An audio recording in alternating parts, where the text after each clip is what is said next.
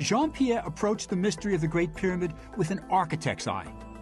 Working from the most detailed architectural plans ever drawn of the Great Pyramid, slowly, his theory began to evolve. As the years passed, unnoticed by Egyptologists, he came to know the minute details of the pyramid like no one else on Earth. The $64,000 question is, how do you raise blocks all the way to the top of a 480-foot pyramid? We saw that there were real problems with either a single ramp or a spiral ramp. And lifting cranes certainly don't do the job. So how do you do it? That's the problem Jean-Pierre has been tackling for all these years. His solution still has a ramp, but it's inside the pyramid. And incredibly, according to Jean-Pierre, it's been hidden there for 4,500 years. He calculated that the slope of this ramp had to be about 7% so the men could haul the blocks up it. He also figured the ramp would have to start at the base of the pyramid and go upwards as the pyramid grew. It's not as easy as it sounds. Remember, the pyramid is not solid. Inside the Great Pyramid are 3 large chambers. The lowest one is called the Queen's Chamber.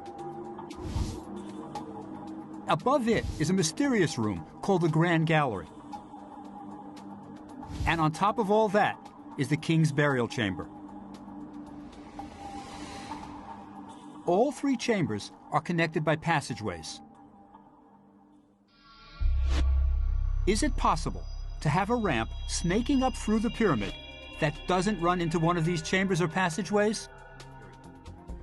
As he began building his computer model, he could see the ramp just 10 feet inside the smooth outer surface of the pyramid, turning level after level all the way to the top of the pyramid.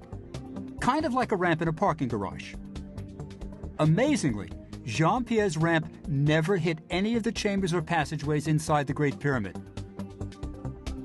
For the first time in history, a structural 3D model of the Great Pyramid had been built to test a theory. Jean-Pierre knew the internal ramp was a real possibility. But he still had problems to solve. How to turn the blocks around the corners of the ramp? You see, the men hauling the blocks need a place to stand in front of the blocks. When they reach the end of the straightaway on the ramp, where can they stand to pull the block? Jean-Pierre's solution is to leave the corners open. At the end of each length of the ramp, a notch, about 30 feet square, would have been left open. This notch let in light and fresh air, but it had an even more important function. Stationed at each corner was a crane that would lift and position the block so it could travel up the next flight of the ramp. These cranes could be the machines that Herodotus was talking about. But like any good detective story, we've been saving the best for last.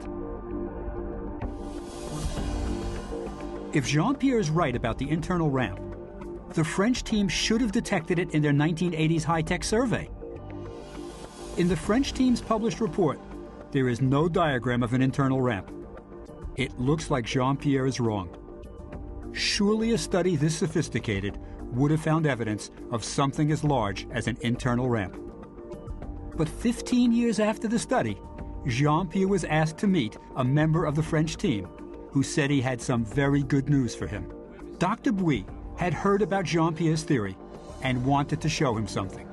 A diagram that the French didn't fully understand, so they never published it. Voilà. C'est incroyable. This computer printout shows a low-density spiral shape inside the Great Pyramid. It's amazingly close to Jean-Pierre's drawing of the internal ramp. So years before Jean-Pierre's theory, the French may have found evidence of an internal ramp inside the Great Pyramid.